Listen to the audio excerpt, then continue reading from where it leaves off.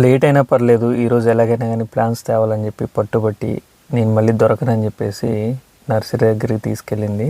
So already మొత్తం రెడీగా పెట్టేశారు. ఆర్డర్ ఇచ్చిన మొక్కలన్నీ తీసేసుకొని ఇంకా నిదానంగా బయలుదేరదాం అనుకున్నాము. అలాగే ఈ నర్సరీకి వచ్చినప్పుడల్లా ఏదో ఒక గులాబీ మొక్క తీసుకుంటుంది మా అమ్మ. ఈసారి ఎల్లో కలర్ తీసుకుంది. ఇది చాలా పెద్ద పూలు బాగున్నాయి. అలాగే ఆన్ ద వేలో నైట్ కష్టపడి అడ్రస్లని రాసుకున్నాను కదా, అవి మొత్తం ప్రింట్అవుట్ తీసుకొని బయలుదేరే ముందు ఒకసారి మా అమ్మ మొత్తం చెక్ చేసుకుంటా ఉంది. ఒక్కరోజు స్కూల్కి పోలేదు కానీ ఈ మధ్య బాగానే అన్నీ నేర్చుకుంటా ఉంది. మొబైల్ వాడడం, యూట్యూబ్ యూజ్ చేయడము, వీడియోలు అప్లోడ్ చేయడము, ఎడిట్ చేయడము చాలా స్పీడ్గా నేర్చుకుంటా ఉంది. చాలా ఇంట్రెస్టింగ్గా, చాలా హ్యాపీగా. ఫైనల్గా ఇంటికి వచ్చేసరికి చీకటి పడింది.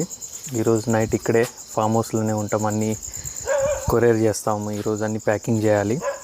ఇదిగోండి, ఇవే కాకుండా ఇదిగో బుజ్జి ముండలు ఇంకా కార్లో కూడా ఉన్నాయి. ఇంకా తొంగి చూస్తూ ఉన్నాయి మీ దగ్గరికి రావడానికి.